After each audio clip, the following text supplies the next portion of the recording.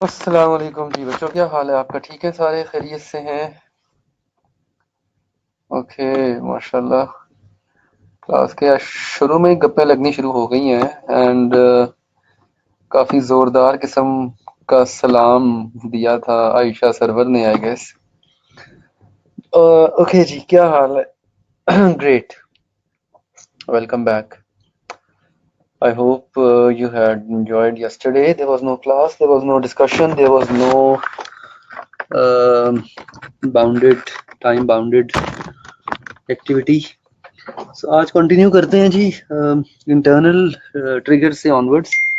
Internal factors कौन कौन से होते हैं चेंज के, and how do these factor play a pivotal role. But before that, I just have to quickly visit someone. Uh, आप सब ऑनलाइन रहिएगा. We will continue in 15-20 minutes maximum, ठीक है? 15 से 20 minute maximum. Okay, stay online, I will be right back.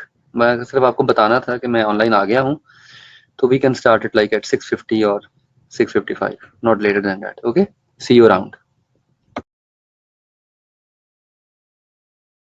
This conference will now be recorded. Very nice. What a beautiful voice. Who was singing, by the way, for the This introduction? conference will now be recorded.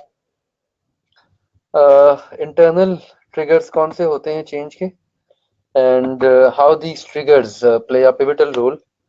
Organizations के अंदर internal change के triggers जो हैं, they are 5 in number. हमने external triggers तक debate कर ली थी. Today we'll talk about external triggers, and today we'll talk about reactions to change. Internal triggers of change में senior management है. When senior management changes, तो definitely जो नई management आएगी वो अपने साथ अपने अपने गोल्स लेके आएगी, अपने अपने टारगेट्स लेके आएगी. फॉर एग्जांपल, एक कंपनी के अंदर जो एम्प्लॉयज़ हैं, they were very casual in their behaviour. कोई अटेंडेंस नहीं होती थी, कोई टाइम का ख्याल नहीं होता था. फिर नई management I, entity had new management, और जब नई मैनेजमेंट आई तो उन्होंने आके फिर सारे बायोमेट्रिक इंस्टॉल कर दिए. उन्होंने आके एम्प्लॉयज़ को बाउंड कर दिया कि वो पंक्चुअल हों. इसी So the new management brought their own ideas, they brought their own ways of doing things, they brought their own fresh ideas. Acquisition and merger से भी change आता है. Acquisition का मतलब होता है when one organization, जब एक इदारा किसी दूसरे इदारे को परचेज कर ले, उसे एक्वायर कर ले, that phenomena is named as acquisition. इसे acquisition कहते हैं. एक्विजिशन जो है दैट इज के जब एक इदारा जो है वो दूसरे इदारे को परचेज कर ले या टेक ओवर कर ले. नॉर्मली एक्विजिशन के अंदर एक इदारे की पहचान रहती है, एक इदारे की पहचान खत्म हो जाती है. इसी और मर्जर होता है when two separate entities come together, integrate to form a single entity. इसे कहते हैं मर्जर. जैसे जैज और वारिद का मर्जर हुआ है तो जैज वारिद बन गया. जैज वारिद के मर्जर में two entities have come together and they have consolidated to form one single entity, so that has now become Jazz Warid. तो एक्विजिशंस हों चाहे मर्जर्स हों, ऑर्गेनाइजेशंस जो होती हैं वो हमेशा चेंज को एग्जीक्यूट करती हैं. Then there are demerger and divestment. Demerge होने का मतलब होता है कि एक इदारा दो डिफरेंट हिस्सों में टूट गया, split up into two separate entities, two halves. इसे डीमर्जर कहते हैं. और when a large part of an entity is sold off, इसे डाइवेस्टमेंट कहते हैं. जब आप एक इदारे के एक पोर्शन को बेच देते हैं तो आपने डाइवेस्ट कर दिया. इसी तो changes in organization, management and system will be necessary. जब आप डाइवेस्ट करेंगे, जब आप ऑर्गेनाइजेशन के अंदर एक लार्ज पार्ट को सेल ऑफ कर देंगे, तो फिर चेंजेस आएंगे and those changes will be necessary. Reorganization, downsizing and rationalization. आप रीऑर्गेनाइज करते हैं, आप डाउनसाइज करते हैं और आप रैशनलाइज करते हैं. रीऑर्गेनाइजेशन से क्या मुराद है? फॉर एग्जांपल, आप अपने स्ट्रक्चर को डी लेयरिंग करते हैं, तो delayering is a type of reorganization. ठीक है. Downsizing means when you make the people terminated और रिडंडेंट, इसे डाउनसाइजिंग कहते हैं. रैशनलाइज करने का मतलब होता है when you change some operational system that has become inefficient और इनइफेक्टिव. तो आप किसी ऑपरेशनल सिस्टम को चेंज करते हैं जो इनएफिशिएंट या इनइफेक्टिव हो चुका है, इसे रैशनलाइज करना कहते हैं. सो रीऑर्गेनाइजेशन, डाउनसाइजिंग एंड रैशनलाइजेशन, ये तमाम चीजें जो हैं आपकी, ये इंपॉर्टेंट रोल प्ले करती हैं. और इसके अंदर ऑर्गेनाइजेशंस जो हैं वो काफ़ी क्रिटिकल चेंजेस लेके आती हैं. ठीक है. बिल्कुल कर सकती है बेटा Urwa, but that is the only case of nationalization. That is the only case of nationalisation.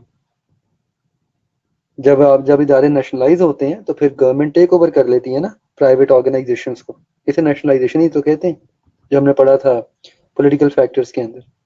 And then we have diversification. Diversify करने का मतलब होता है नई मार्केट, नई ट्रेड्स या नई कमोडिटीज में चले जाना, इसे डाइवर्सिफाई करना कहते हैं। It has a considerable impact on organization in terms of policies, technicalities, personnel, overall changes. जैसे फॉर एग्जांपल अपैरल में बरीजे बड़ा मशहूर अपैरल ब्रांड है। बरीजे की मेन टारगेट मार्केट वुमेन थी, खवातीन थी। बरीजे ने क्या किया कि उसने मेन अपैरल में भी कदम जमा लिए, तो that was diversification, that was a diversification in a new market, नई मार्केट में डाइवर्सिफाई किया उन्होंने, ठीक है। इसी तरह इदारे ट्रेड में डाइवर्सिफिकेशन करते हैं, फॉर एग्जांपल जोग्राफिकली इदारे जो हैं वो मूव करते हैं, कमोडिटीज में डाइवर्सिफाई करते हैं। जैसे गार्ड ग्रुप है पाकिस्तान में, गार्ड ग्रुप क्या बनाता है? गार्ड ग्रुप जो है they manufacture like automobile parts, ठीक है ना, गाड़ियों के पार्ट्स बनाते हैं। But then they diversified into commodities like rice mill लगा ली, गार्ड बासमती आ गए। इसी तरह जुनैद जमशेद जे, ठीक है ना, पहले ये प्योरली मेल मेन ब्रांड था, फिर इसने जे डॉट के नाम से जे डॉट ने फिर आगे अपनी विमेन अपैरल्स भी स्टार्ट कर दिए। तो ये तमाम चीज़ें डाइवर्सिफिकेशन में आती हैं। सितंबर 2016 की अटेम्प्ट थी, क्वेश्चन नंबर 2 था पेपर में, पार्ट ए था उसका। It was September 2016, question number 2 part A in the examination. और इसके अंदर हाँ ये भी डाइवर्सिफिकेशन है, बिल्कुल फ्रेग्रेंस में आ गए। क्वेश्चन नंबर 2 का पार्ट ए था पेपर के अंदर। एग्जामिनर ने स्ट्रेट फॉरवर्ड क्वेश्चन किया था 5 नंबर का, आइडेंटिफाई 5 फैक्टर्स, 5 फैक्टर्स को आइडेंटिफाई करें that will necessitate changes in the strategies and policies of organization। 5 factors बताने हैं आपने जो कि नेसेसिटेट करेंगे चेंज को और एक इदारे की स्ट्रेटजीज और पॉलिसीज के अंदर। पेस्टल का क्वेश्चन था बेसिकली। तो पॉलिटिकल फैक्टर्स में unexpected changes in government, policies of the government, major civil disturbance, disruptions, war between countries. Economic factor में taxation policies, subsidies for example. Socio cultural factor में change in attitude toward dress code, eating habits, health considerations. Technological factors के अंदर IT, changes in instant communications. Ecological factor में shortage of portable water, portable means पीने वाला पानी, pollution. दो examples मांगी उसने हर फैक्टर में, आपके पास 6 एग्जांपल्स हैं। It's a very simple question, 5 number का सवाल था, स्ट्रेट फॉरवर्ड। ये क्वेश्चन टेस्ट हुआ था पेपर में। इसके बाद एक और इम्पॉर्टेंट थॉट है, just an example to read. Marks and Spencer एक बड़ा मशहूर ब्रांड है, it's a US brand, American brand है अपैरल्स का।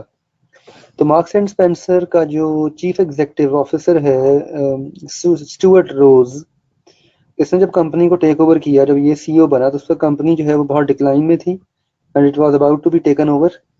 शेयर होल्डर की तरफ से बड़ा प्रेशर था, फाइनेंशियल इंस्टीट्यूशन की तरफ से बड़ा प्रेशर था। तो इसकी वजह से एक सिचुएशन क्रिएट हो गई कि नया सीईओ हायर किया गया, और वो सीईओ जो है it has a very imaginative flair. Flair basically कहते हैं एक स्पार्क को, पर्सनालिटी का जो स्पार्क होता है उसे फ्लेयर कहते हैं। तो उसका बड़ा इमेजिनेटिव फ्लेयर था एक किस्म का।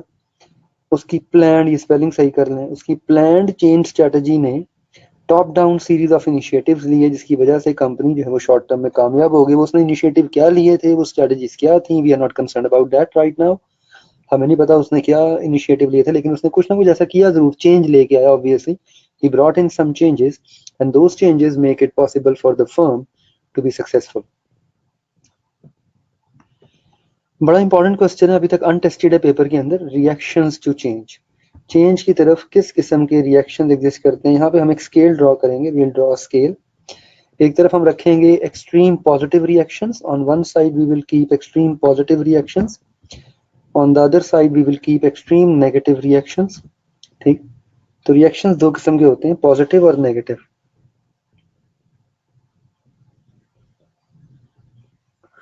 हाँ बस यार है कि आपकी बहुत सारी ऐसी चीजें जो हमें समझ नहीं आती, मतलब इस एग्जाम्पल का यहाँ पे डिस्कस करने का कुछ तो बनता नहीं था जब तक कि वो आपको इनकी स्ट्रेटजीज ना बताता कि वो चेंज क्या लेके आया था। That is just an important factor की सिर्फ पढ़ लें कि अच्छा उसने कुछ ना कुछ चेंज किया जिसकी वजह से कंपनी टर्न अराउंड हो गई, सक्सेसफुल हो गई। बेसिकली मकसद बताने का ये है कि चेंज जो है वो इदारे में कामयाबी लेके आते हैं। The purpose of telling this story is that change brings success in the organization. Change की तरफ किस किस्म के रिएक्शंस पाए जाते हैं? What type of reactions are found towards change? ये नया है, दिस इज न्यू। ये एग्जांपल की बात कर रही हैं, टॉकिंग अबाउट एग्जांपल। हाँ, ये पहले नहीं होती थी, ये बिल्कुल नई एग्जांपल ऐड की है, ये पहले नहीं होती। चेंज की तरफ चार किस्म के रिएक्शंस होते हैं और इसी सीक्वेंस में होते हैं। ये सीक्वेंस जो है ये होल्ड करता है, we move from left to right. हम किसी भी चेंज में लेफ्ट से राइट मूव करते हैं। एक्सट्रीम लेफ्ट पे हाईली पॉजिटिव रिएक्शन है, फिर आहिस्ता आहिस्ता हम नेगेटिविटीज की तरफ मूव करते हैं, वी मूव टुवर्ड्स नेगेटिविटीज। फिर यहाँ पे थर्ड रिएक्शन आता है, and then we have an extreme negative reaction. तो ये बेसिकली एक स्केल होती है। There are different types of reaction that are formed on a scale. For example, extreme positive reaction होता है willing and enthusiastic acceptance. This is a very ideal state. आप एक change को willingly और enthusiastically accept कर लेते हैं, that is the most ideal state. ये सबसे ideal state होती है, ठीक है ना, कि जो एम्प्लॉयज हैं जिनके लिए आप चेंज लेके आ रहे हैं वो चेंज को willingly embrace कर लेंगे, उसके साथ अपने आप को एक्सेप्ट करा लेंगे, उसके साथ merge हो जाएंगे। That is willing and enthusiastic acceptance of change. इसे कहते हैं willing and enthusiastic acceptance. Aahista Aahista आप नेगेटिव साइड पे मूव करें, मूव टुवर्ड्स नेगेटिव साइड। और इसके अंदर अब अगला जो रिएक्शन होता है that is begrudging acceptance. बिग्रजिंग acceptance का मतलब है कि एक्सेप्ट जरूर करेंगे लेकिन गुस्से से करेंगे। बिग्रजिंग एक्सेप्टेंस, चेंज को आप एक्सेप्ट जरूर करेंगे लेकिन वो चेंज एक्सेप्टेंस है वो गुस्से में होगी। इसके लिए फिर मैनेजमेंट क्या करती है ये भी डिस्कस करते हैं। This is begrudging acceptance. फिर तीसरा होता है एंट्रेंचमेंट। द थर्ड, अब हम थोड़े से नेगेटिव हो गए हैं, this is known as entrenchment. अब नेगेटिविटी आ गई। और आखिरी रिएक्शन जो एक्सट्रीम नेगेटिव है that is known as strike action. Strike action कर देंगे, हड़ताल कर देंगे, स्ट्राइक एक्शन कॉल कर देंगे और चेंज नहीं होंगे। So basically we are moving from left to right. On extreme left we have extreme positive reaction and on extreme right we have extreme negative reaction.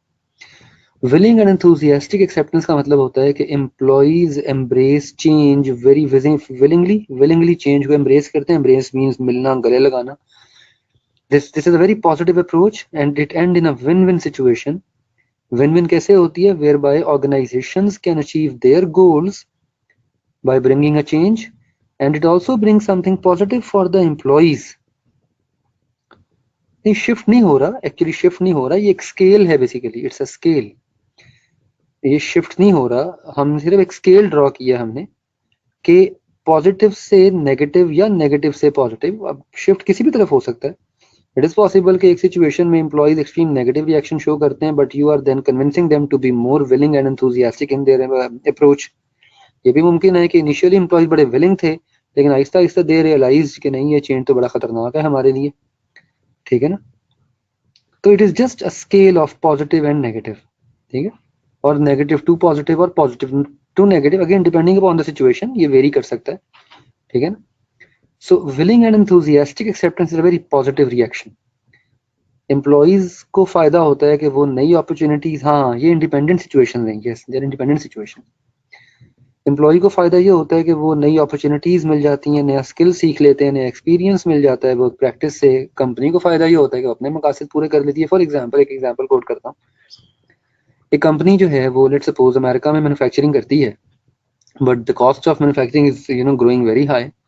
तो कंपनी ने ये decide किया है कि वो अपनी प्रोडक्शन को उठा के चाइना में ले जाए। तो कंपनी ने अपने एम्प्लॉइज को, प्रोडक्शन मैनेजर्स को कहा कि हम यहाँ से प्रोडक्शन प्लांट बंद कर रहे हैं, we are shutting down the plant. So उनको ऑप्शन दी कि वो चाहें तो चाइना शिफ्ट हो जाएं, वहां जाके प्रोडक्शन प्लांट को लीड कर सकते हैं, ठीक है। अब एक आउटकम तो ये है कि एम्प्लॉइज जो हैं वो विलिंगली एक्सेप्ट करें इस चेंज को। Employees will feel, production managers will feel कि they will get a new experience in a new culture, they might to learn something new, उनको कुछ नया सीखने को मिलेगा, वो एक नए कल्चर में जाएंगे, उन्हें अपॉर्चुनिटी मिलेगी तो वो अपने गोल्स पूरे कर लेंगे। मैनेजमेंट अपने गोल्स पूरे कर लेगी by shifting a plant to a country where the cost of production is very low. तो दोनों विन विन में आ जाएंगे, that's a win win situation.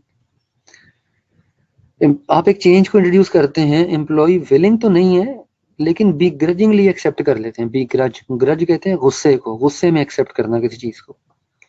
Employees do not support the change, but they understand that there is no choice other than to accept it. मजबूरी है, employees को पता है कि ये चेंज जो है ये एक्सेप्ट करना उनकी मजबूरी है और दे हैव टू रिजाइन, हाँ मजबूरी में।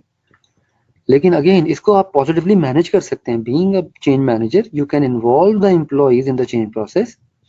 आप उनके कंसर्न्स को एड्रेस कर सकते हैं, उनके खदशात को आप दूर कर सकते हैं। अगर एम्प्लॉय को खदशा ये है कि वो चेंज उनके लिए बेनिफिशियल नहीं होगा, so you can explain them why the change is needed and how that is going to benefit the employees. तो बिग्रजिंग एक्सेप्टेंस में मैनेजमेंट बड़ा पॉजिटिव किरदार अदा कर सकती है। Management can play a very positive role in this reaction. Management जो है can play a positive role in this situation. Management बड़ा पॉजिटिव किरदार अदा कर सकती है सिचुएशन में, बिग्रजिंग एक्सेप्टेंस की सिचुएशन में, ठीक है ना। And if employees ultimately embrace the change, अगर एम्प्लॉइज वो कहते हैं कि अगर वो अल्टीमेटली चेंज को एम्ब्रेस नहीं करेंगे, so their morale might suffer, their productivity might suffer. Furthermore, their lack of support during the change may play against them. आप उनको ये भी बताते हैं कि अगर आप चेंज को सपोर्ट नहीं करेंगे तो ये फ्यूचर में आपके खिलाफ चीज जा सकती है। For example, you might lose any promotion opportunity, you might lose any growth opportunity. तो बेसिकली यहाँ पे आप क्या करते हैं, यहाँ पे आप एक पॉजिटिव टैक्टिक यूज करते हैं। We use a positive tactic of motivation so that employees are convinced towards change. आप एक पॉजिटिव टैक्टिक यूज करते हैं ताकि एम्प्लॉइज जो हैं वो कन्विंस हो सकें चेंज की तरफ, so that employees are convinced towards the change, ताकि आप एम्प्लॉइज को कन्विंस कर सकें चेंज की तरफ। so that's a positive tactic, ठीक है। इसके बाद है एंट्रेंचमेंट। एंट्रेंचमेंट और बिग्रजिंग एक्सेप्टेंस में रिएक्शन दोनों में सेम है। Employees refuse to change, employees do not support change. दोनों केसेस में एम्प्लॉय का रिएक्शन जो है वो नेगेटिव ही है। फर्क ये है इसमें कि इसमें मैनेजमेंट पॉजिटिव टैक्टिक यूज करती है, इसमें management uses negative tactic. Management uses negative tactic, उसमें मैनेजमेंट पॉजिटिव टैक्टिक यूज करती है, इसमें टैक्टिक जो है वो नेगेटिव होता है। पॉजिटिव टैक्टिक यही होता है ना। नहीं, emotional blackmailing is not positive tactic. Genuine motivation करेंगे ना आप उनकी, आप उन्हें रियलाइज करवाएंगे कि चेंज उनके लिए कैसे बेनिफिशियल है। आप उनको रियलाइज करवाएंगे कि चेंज से उन्हें क्या फायदा हासिल होगा। आप उनको रियलाइज करवाएंगे कि चेंज जो है उससे उन्हें कैसे प्रमोशनल अपॉर्चुनिटीज मिलेंगी। It's not like emotional blackmailing, it is just to making them understand that how the things are going to be beneficial for them. तो वही तो मैं कह रहा हूँ ना, आप उन्हें बेशक ट्रांसफर कर रहे हैं, but then you will tell them the positive side of this that ना। आप उन्हें उसकी पॉजिटिव साइड दिखाएंगे ना। जब किसी ने आपको कन्विंस करना होता है तो आपको क्या दिखाता है, आपको पॉजिटिव साइड दिखाता है ना। और टैक्टिक डिफरेंट सिचुएशन में डिफरेंटली होगा। हाँ, प्रमोशनल ट्रांसफर कर सकते हैं, yes that's a positive side. हाँ, ये स्ट्रिक्ट इम्प्लीमेंटेशन एंट्रेंचमेंट में आती है। एम्प्लॉइज ने रिफ्यूज कर दिया चेंज होने से and now you are using a negative tactic. आप उसे स्ट्रिक्टली इम्प्लीमेंट कर रहे हैं। You are taking some disciplinary proceedings और पोटेंशियल डिसमिसल थ्रेट कर रहे हैं, डिसमिसल का थ्रेट दे रहे हैं। This approach is generally only result in delay कर सकती है इनएविटेबल को। इनएविटेबल की जो होना है वो होके रहना है। इनएविटेबल का मतलब होता है something that has to occur, जो होना है वो होके रहना है। तो प्लान्ड चेंज थोड़ा डिले हो जाएंगे but they will be invariably implemented. जो मैनेजमेंट ने डिसीजन लिया है वो उसी तरह इम्प्लीमेंट होगा, थोड़ा डिले हो सकता है सिर्फ, that's it. So negative tactic में आप क्या करते हैं, आप एम्प्लॉइज के को थ्रेट करते हैं, फियर करते हैं, उन्हें उनके खिलाफ आप कोई एक्शन लेने का थ्रेट देते हैं। तो इससे सिर्फ इस टैक्टिक से सिर्फ डिले हो सकता है थोड़ा सा, लेकिन प्लान्ड चेंज आप इम्प्लीमेंट करेंगे अपनी मर्जी का। So that is a bit of strict. अगर आप गौर फरमाएं तो स्केल के ऊपर entrenchment is more incline towards negative side, begrudging is more incline towards positive side, ठीक है ना। क्योंकि इसमें मोटिवेट करते हैं पॉजिटिवली, इसमें नेगेटिवली आप उन्हें fear threat based method use करते हैं। चेंज इतना बड़ा है, इतना बिगर है, that is going to harm a large number of people. बड़ा चेंज लेके आ रहे हैं जिससे large number of employees affect होंगे। फिर एम्प्लॉइज क्या करेंगे, स्ट्राइक कर देंगे, हड़ताल पे चले जाएंगे, specially when they are led by unions. जब उन्हें यूनियंस की सपोर्ट हो।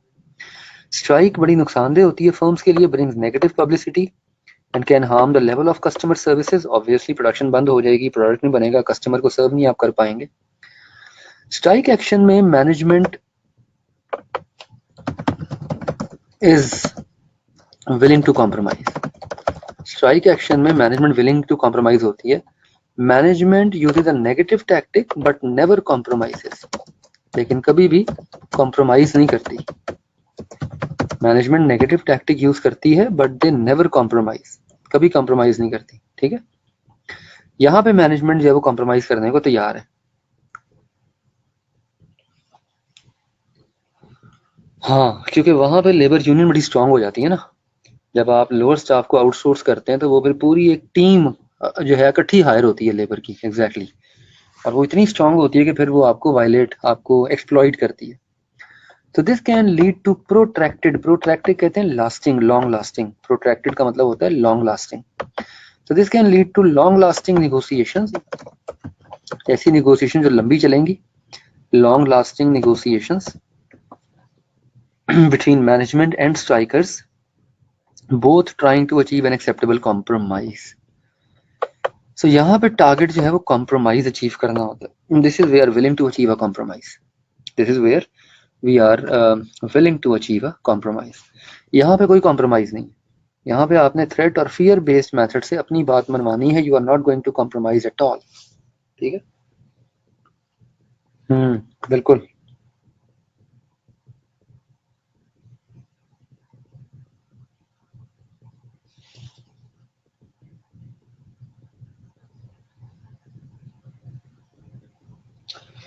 एग्जैक्टली ऐसा ही है। पता नहीं, फिर हाँ मेरे सुनने में आया था इस तरह की कोई स्ट्राइक हुई थी, बट आई डोंट नो इसका आउटकम क्या निकला था, whether they raise the salaries और नॉट। तो यहाँ पे हम अपना पहला पोर्शन कवर कर लेते हैं। पहला पोर्शन डिस्कस किया हमने, व्हाट इज चेंज। मैंने कहा था हम इस चैप्टर में 2 क्वेश्चंस के आंसर निकालेंगे, what is change and how to manage change. What is change में हमने कहा था कि हमारे पास 3 इंपॉर्टेंट क्वेश्चंस हैं।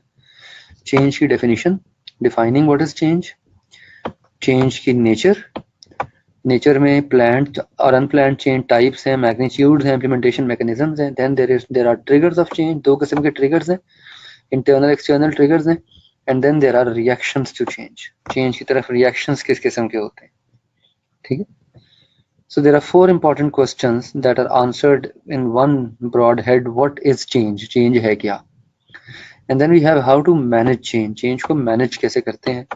इस पे इंशाल्लाह हम डिबेट करेंगे कल, how to manage change के ऊपर।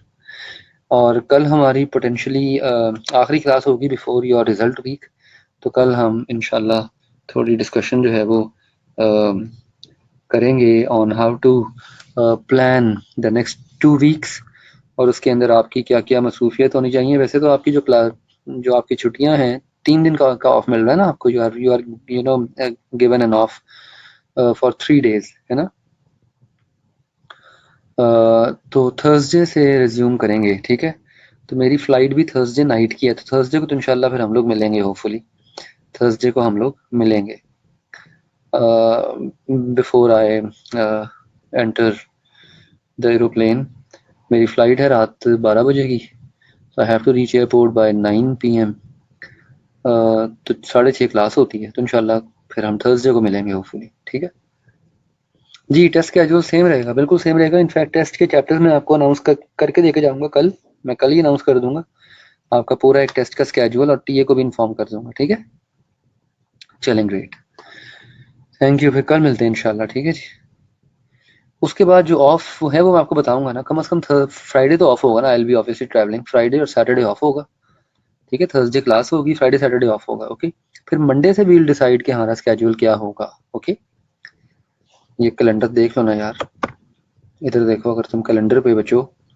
सो 11, 12 एंड 13 ये 3 दिन तो छुट्टियां हैं आपकी। ठीक है, these are the off days. 14 को वील मीट होपफुली इंशाल्लाह। 15, 16 ऑफ है, ये ऑफ है क्योंकि ये दोनों दिन सफर में होंगे।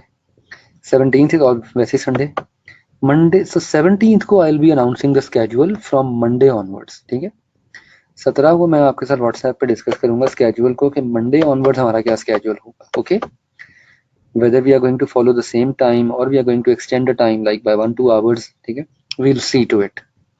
आप सबकी भी कमिटमेंट्स देख के, मसरूफियात देख के, तो हम एक स्केड्यूल डिस्कस करेंगे 18 से 23 के दरमियान, ठीक है, इस वीक में। फिर इसमें कुछ एक्टिविटीज प्लान कर लेंगे और यहाँ से हम फिर अपनी रेगुलर क्लासेस करेंगे 27 से, ठीक। तो ये स्केड्यूल है अब तक का। ओके जनाब, नहीं ऑफ नहीं रख सकते यार Naveed, it's going to be a huge break. और फिर again we are online students, तो हमें फिर इसका फायदा उठाना चाहिए ना, we should take the benefit of it. जी बिल्कुल, इंशाल्लाह वो 27 से तो रखेंगे ही, लेकिन बीच में लंबी ब्रेक नहीं आएगी, इंटरमिटेंट ब्रेक होगी, डिस्कनेक्टेड ब्रेक होगी आपकी, ठीक है। चलें कल मिलते हैं इंशाल्लाह। अल्लाह हाफिज, खुश रहो, खुदा हाफिज।